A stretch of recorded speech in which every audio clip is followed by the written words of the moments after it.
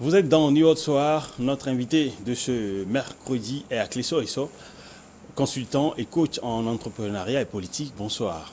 Bonsoir, et je dis également bonsoir à tous les téléspectateurs de New York et également à tous ceux qui luttent pour que les choses changent, et tous les co-débatteurs, les débatteurs, tous ceux qui viennent ici et ceux qui sont au New York. Je leur dis bonsoir. Alors, on commence avec cette information. Vendredi, la France a annoncé 4 millions de dollars d'aide à 1,8 million de personnes confrontées à une crise alimentaire au Mali. Alors, est-ce un geste de l'Élysée pour limiter son déclassement ou encore son éviction du Mali?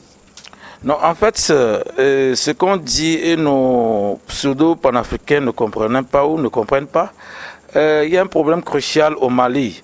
Et dans la politique intérieure, pour ne pas dire la politique étrangère des Occidentaux, très souvent, ils essaient de résoudre les problèmes de famine et consorts.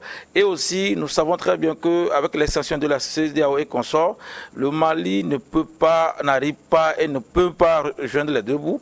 N'eût été cet effort ou bien des efforts que les autres organisations gouvernementales françaises font en France.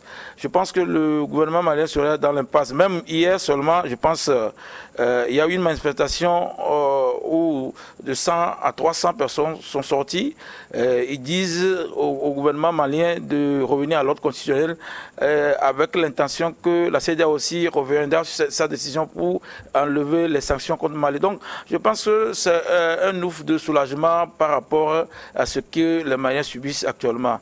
Les gens ont tenté et tentent quand même de nous montrer autre chose. Même on nous avait on nous avait plutôt doigté ici quand on avait dénoncé que ce n'est pas cela, ça doit se faire. Heureusement également que dans la même lignée, on voit que le président malien même a tendu la main ou a demandé à ce que le président togolais soit le facilitateur sur ce genre de choses. Auquel cas, je ne pense pas que le Mali s'en sortirait. Et ça montre également, pour que les gens sachent, en réalité, ce qu'on disait, c'est la vérité, parce que fort également, c'est le président de la CEDEAO. Ça fait pas de la... Donc, quand on dit qu'on a la CEDEAO à dos, ou qu'on veut bouder, désinguer la CEDEAO, on ne peut plus revenir encore discuter avec ceux qu'on avait refusé au début. Donc ça voudrait dire que ce que nous disons, c'est comme ça. Ce n'est pas l'art de se comporter qu'on faisait. Cette somme, je pense que sincèrement, ça va aider beaucoup de Maliens parce que d'après les prévisions, le Mali connaîtra une sécheresse sans égale très prochainement. Donc ça permettra quand même de trouver à manger aux gens, de partager quelque chose, ne serait que de faire à ce que les 1 800 000 Maliens puissent quand même manger à leur faim. Alors, est-ce que la Russie, les relations entre le Mali et la France sont en train de s'améliorer au détriment de celles de la Russie? En réalité, la France et le Mali ne sont pas à couteau tiré. Ce sont les responsables de Mali et les responsables de la France qui sont en problème.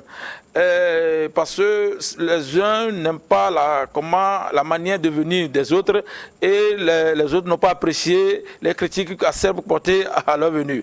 Donc je pense que c'est de là qu'il s'agit. Sauf que les gouvernants maliens ont instrumentalisé cette relation compliquée entre les deux gouvernants ou les deux gouvernements et qu'on a essayé de manipuler la population malienne, surtout les jeunes, contre cela. Et Dieu merci, et on est en train de voir que ça change parce que les jeunes ont vu que ce n'est pas cela. Parce que quand vous vivez en autarcie, c'est qu'il y a un problème. Le Mali dépend de beaucoup d'États et certains États dépendent également de Mali. Mais je pense que le Mali dépend plus des autres États que les autres États ne dépendent de Mali. Et on est dans une communauté. Sinon, le président togolais, le président Faure, aurait pu refuser parce que c'est dans cette collégiabilité que le président togolais ne peut pas aussi refuser. Sinon, moi je le dis déjà, le président Faure également fait partie de la CEDEAO. Si on refuse la dos, le président ne peut pas aller. Mais comme on a vu que réellement les frères maliens sont dans le besoin et qu'on a besoin d'aller, parce que jusqu'à présent le Mali n'est plus sur les 5 ans de transition,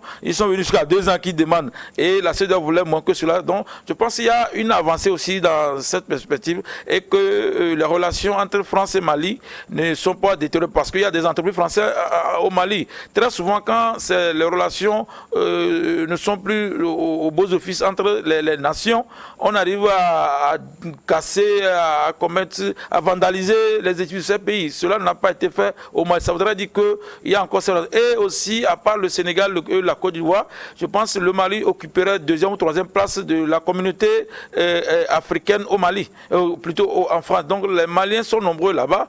Et si cela ne marchait pas comme les gens le pensaient, la France aurait pu quand même chasser les ressortissants maliens qui sont en France. Et ça devait aussi tuer l'économie malienne, étant donné qu'il y a une manne importante que la diaspora malienne amène au Mali. Peut-être contrairement à ce que vous essayez de peindre, le Mali s'en sort pas trop bien. Il est étouffé, mais il s'en sort jusqu'à présent plutôt bien. Est-ce que vous voulez dire que le Mali est en train de craquer? Moi, je ne dirais pas que le Mali craquait depuis quand les sanctions ont été prises. Le Mali ne vit pas, le Mali vivote. C'est ce que les gens ne veulent pas qu'on dise. Ils sont en train de survivre. Oui, puisque dans chaque gouvernement, vous pouvez réussir au moins à deux. Quand on parle d'autosuffisance ou bien la sécurité sur tous les plans, vous pouvez survivre jusqu'à 1 à 2 ans. Mais au-delà, vous ne pouvez pas. Si on continue, le Mali va éclater. Et vous savez, quand vous voyez le cas de Burkina qu'on sort, très souvent, la famine amène des rébellions. La famine amène trop de coups de tête qu'on sort là. Donc, le Mali risque d'aller encore sur ce plan. C'est pourquoi je remercie d'abord le Assimi Goïta d'avoir fait appel à fort pour faciliter les choses. Et aussi, je le remercie également de quitter de 5 ans à 2 ans. Et Dieu sait, peut-être que ça va aller encore mieux que cela. Donc, c'est maintenant, moi, je pense que les Maliens peuvent pousser un ouf, puisque économiquement, ça ne marchait pas. Socialement, ça ne marchait pas. Seulement, il y a certaines personnes qui n'ont pas un boulot aussi physique que ça, qui essaient de peindre la situation autrement, parce que ça va dans leur avantage. Je ne sais pas à quelle fin, parce que chaque fois qu'on essaie de dire la vérité sur l'Afrique pour que les choses changent, et ils sont là pour faire des vacarmes et que cela leur profite. Et malheureusement aussi, les gens les suivent et les gens sont en train de nous vilipender des fois comme si nous sommes le diable, alors que nous montrons de doigt ce qui se passe. Et Dieu merci que les gens voient réellement qu'il y a un problème crucial sur le terrain. Et donc, les relations, en tout cas, permettent aujourd'hui à des millions de Maliens de pouvoir bénéficier de la coopération entre la France et le Mali. Et donc, c'est une amélioration des relations entre la France et le Mali également, naturellement. En réalité, si je ne m'attends pas avec toi, je ne te financerai pas. C'est que, je vais prendre cet exemple, le Mali, et que les gens disent les choses allaient, c'est comme la Russie où les gens ne veulent pas reconnaître que la Russie paie économiquement malgré tout ça, alors que tout le monde sait que économiquement la Russie a perdu beaucoup. Mais les gens ne veulent pas l'admettre. Or, dans le coaching, souvent, il faudrait que tu acceptes. L'humilité dans le coaching, c'est que tu reconnais tes forces et tes faiblesses pour pouvoir avancer. Sans que tu ne reconnaisses pas tes forces, tu ne peux pas chercher à aller de là, parce que tu vas gangréner dans la médiocrité parce que tu te dis que ça va. Donc, moi, je l'ai déjà dit, ça n'allait pas au Mali, et je suis sûr que si l'État malien est toujours sur sa position pour dire que la France est ennemie, elle aurait pu dire non, on ne veut pas. Aucune organisation, aucune ONG ne peut pas accepter. Mais ils ont laissé ça sous les témoins pour dire qu'ils n'ont pas accepté, mais ils n'ont pas aussi refusé. Donc cet argent fera beaucoup de bonheur. Je pense que ça fait 2000 et quelques milliards de francs CFA et ça peut régler beaucoup de choses. Donc moi je pense que même dans la guerre, il y a les guerres civilisées qu'on dit, même dans la guerre, des fois, on va pour signer l'armistice et s'entendre sur le minimum. Donc étant le Mali et la France n'étant pas en guerre, je pense qu'il est de bon ton que les gens s'entendent. Voilà, même la Russie et l'Ukraine, ils sont allés plusieurs fois pour parler. Donc, même quand ça ne va pas avec son adversaire ou son ennemi, on dit, et dans ce cas, le Mali et la France n'avaient pas perdu leurs relations, seulement on refuse la politique française. Comment ça se fait? Ce n'est pas bien. Où la France prenait nos pays comme sa préfecture et nos présidents comme sa marionnette, c'est ce qu'on n'aimait pas. Et il y a nos présidents aussi qui se comportaient comme les présidents préfèrent que les Français mangent à leur aise et que le peuple ne mange pas. Et vous voyez, quand il y avait eu les histoires, tout ce qui concerne Bataclan, tous les présidents africains sont allés et ont prêté leur condoléances et consorts. Au même moment, il y a eu la guerre en Somalie ici, même dernièrement la guerre d'Éthiopie où on tuait les gens. Vous n'allez pas, les présidents africains n'ont pas marché contre cela. Donc c'est ça même qui donne et ça gangrène, ça booste encore, ça fuse les gens. Et la lutte qu'on mène, c'était un profit pour changer la mentalité des gens autrement. En même temps, est-ce que c'est une manière de changer? Est-ce que les mentalités des gens sont changées? Alors quand vous êtes face au terrorisme qui est combattu depuis des années et qui ne finit pas, quand vous ne savez pas d'où viennent les armes pour rentrer dans le pays, et quand on a l'impression qu'on crée la faim pour nous donner des aides, on ne peut qu'être frustré. Je parle au nom de la population. Oui. Parce que quand on voit les manifestations, tout ce qui se dit, les réclamations, on a l'impression que la faim ou encore la précarité et le terrorisme est créé n'est que l'écran pour qu'on puisse intervenir après en tant que secouriste ou médecin après la mort. Moi, en tant que coach, il y a un principe sur lequel je me base souvent. Il y a un principe, il y a une loi qu'on appelle la loi de polarité. La loi de polarité dit que chaque jour a son contraire. Quand tu souffres aujourd'hui, c'est que demain sera meilleur.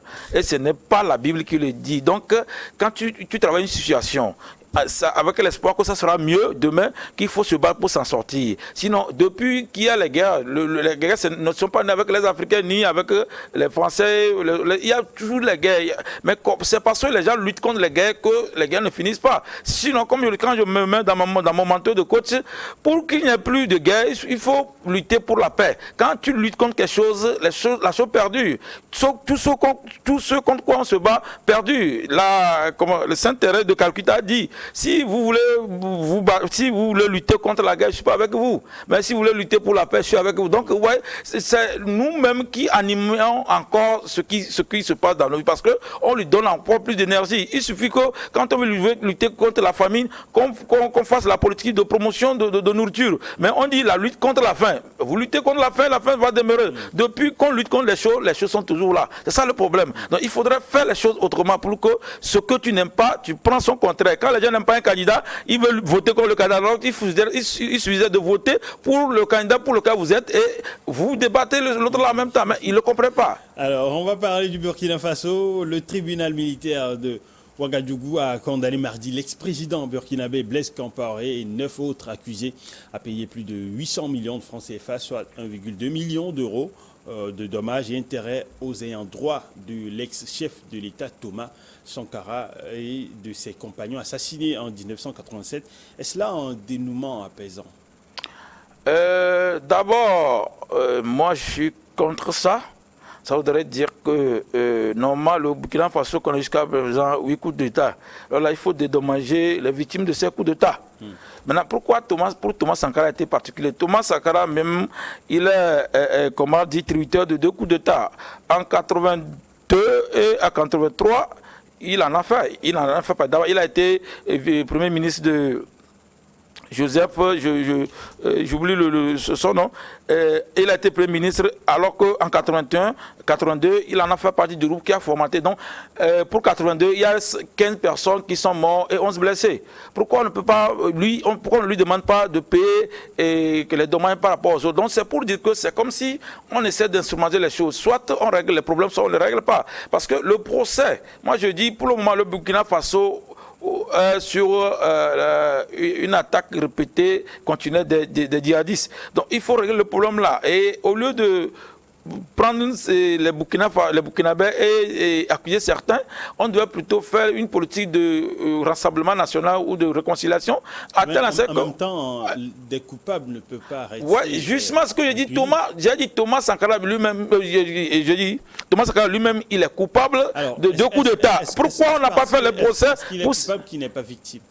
Non, c'est que pour le moment, moi ce que je dis, si on suppose que c'est parce qu'il a été victime et qu'on juge cela, lui aussi il a fait coup d'État, 2 coups d'État, il en a fait pas dire. Et j'ai dit, il y a 15 personnes qui sont mortes et 11 blessés, ou c'est le contraire, mais ce que je dis, pourquoi par rapport à ceux qui sont morts, lorsque lui il a fait coup d'État, pourquoi on ne juge pas, on ne demande pas la justice à ceux-là qui sont morts? Ils ont des familles également, ils ont leurs enfants également qui vivent, donc il faudrait aussi rendre justice à ceux-là, ou carrément c'est parce qu'on accusait uniquement Blaise Compaoré. Or, lorsque Blaise Compaoré a fait coup d'État pour Thomas Sankara, il a accusé de trahison à l'esprit de la révolution. Ça veut dire qu'il y a quelque chose qui n'allait pas. Il y a la grande désastre. Il y a des choses qui Thomas Sankara, il avait fait de violentes répressions contre les partis politiques et contre les syndicats. Cela n'excuse pas autant son assassinat. Non, ce que je dis, je suis pas d'accord pour son assassinat. Maintenant, si on doit juger des gens pour son assassinat et payer des dommages et intérêts,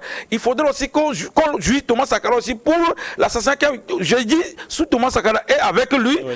et Blaise Compaoré, ils ont fait coup d'État, 2 coups d'État, 82, 83. Et il y a eu 15 morts, 11 blessés. C'est ce que j'ai répété. Donc, pour ceux qui sont morts, du moins pour ceux qui sont morts, il faudrait aussi rendre justice. Est-ce que la justice va se pencher aussi sur ce cas, puisqu'il a rendu, les gens là sont morts avant la mort de Thomas Sankara.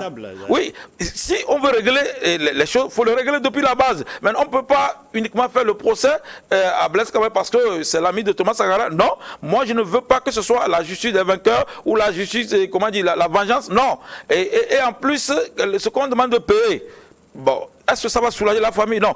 Donc quand il y a la justice sociale, ils disent qu'on commence avec, durant les 8 coups d'État, il faudrait quand même qu'ils reviennent là-dessus. Parce que je ne suis pas sûr que si Blaise Compaoré était au pouvoir aujourd'hui, on allait faire ce procès. Or, Thomas Sankara lui-même, en 1984, avait jugé, je pense que ça doit être Zerbo, Saï ou bien Faï Zerbo, j'oublie le nom. Thomas Sankara l'avait jugé en 1984 et l'a acquitté. Or, lui aussi, il a fait coup d'État.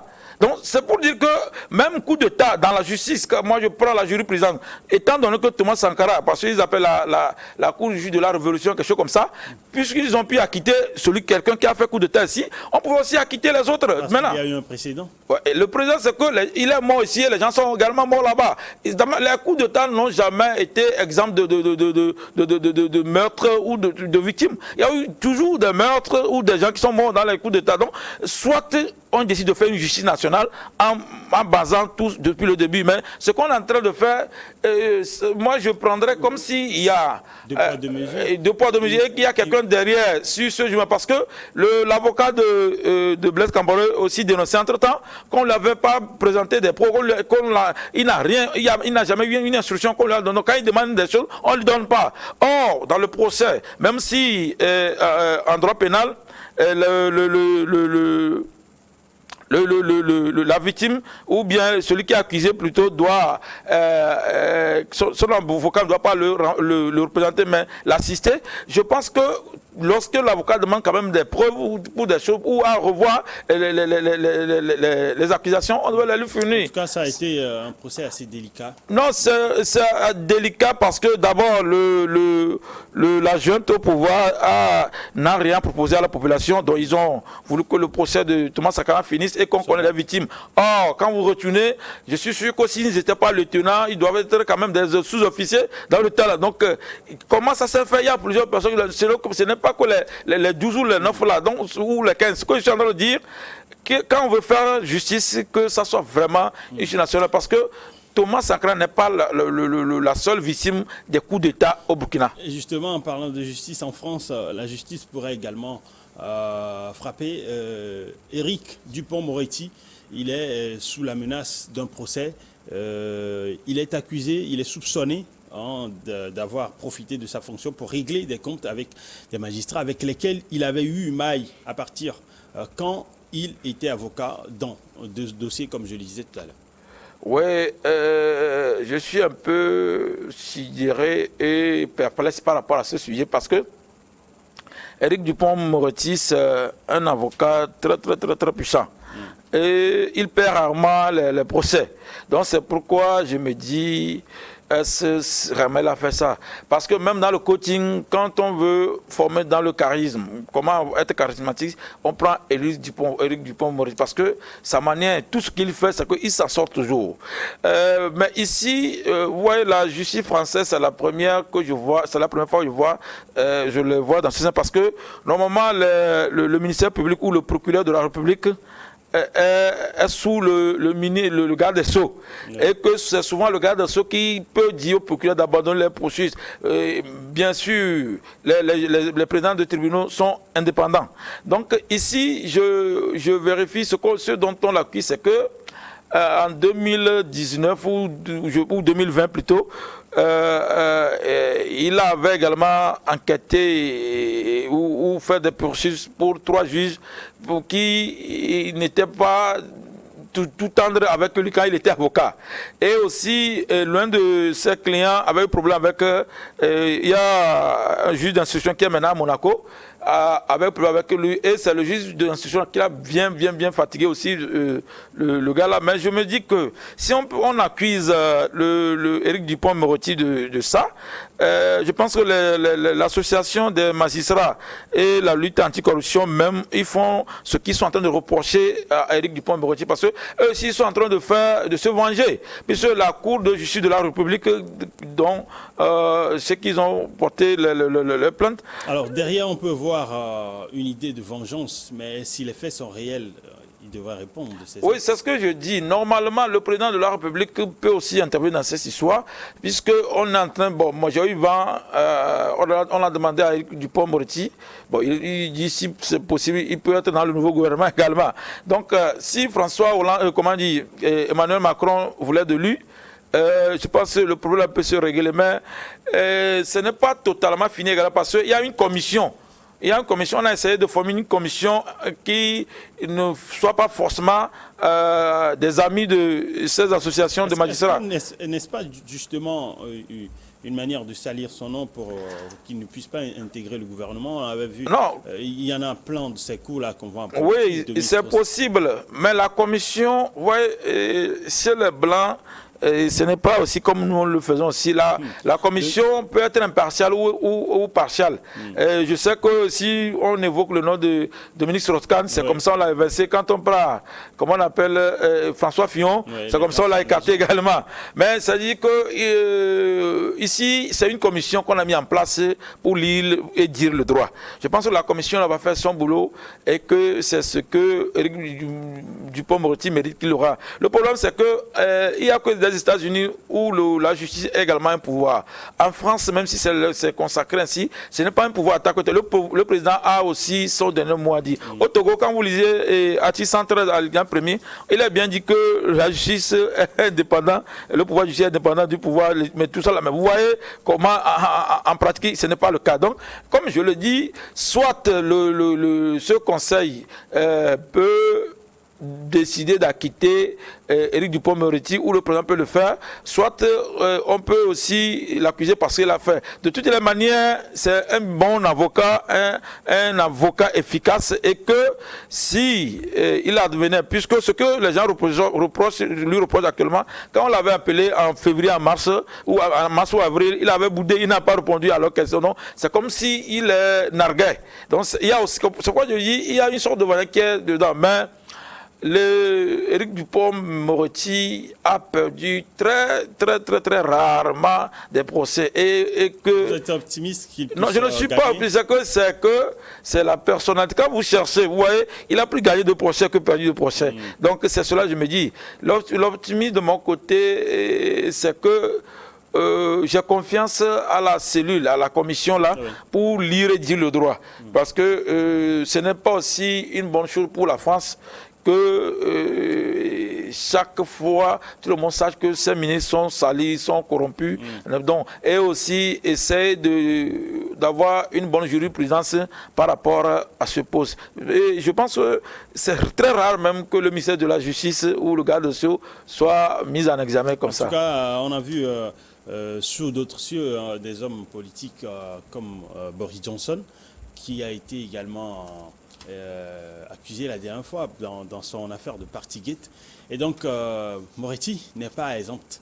Il pourrait tomber également, on ne sait jamais. Non, heureusement que tu viens me le dire, et Boris Johnson n'est pas tombé. Non, il n'est pas tombé, mais il a trouvé à pallier cela en demandant au Rwanda de prendre le surplus de l'immigration qui lui est donné. Donc, comme je le dis, c'est toujours politique.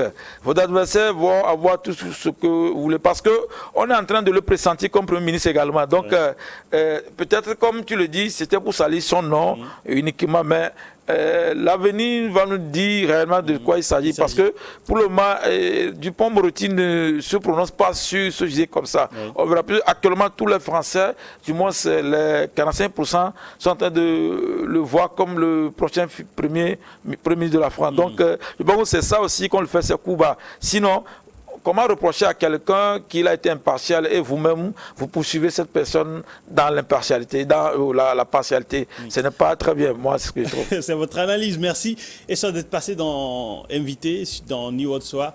Un plaisir de vous avoir retrouvé. Tout le plaisir pour moi, chaque fois qu'on me demande si je viens. Et surtout, partager les choses avec les Africains et les Togolais, c'est la meilleure des choses. Merci également à vous, le cher téléspectateur. On se retrouve tout à l'heure.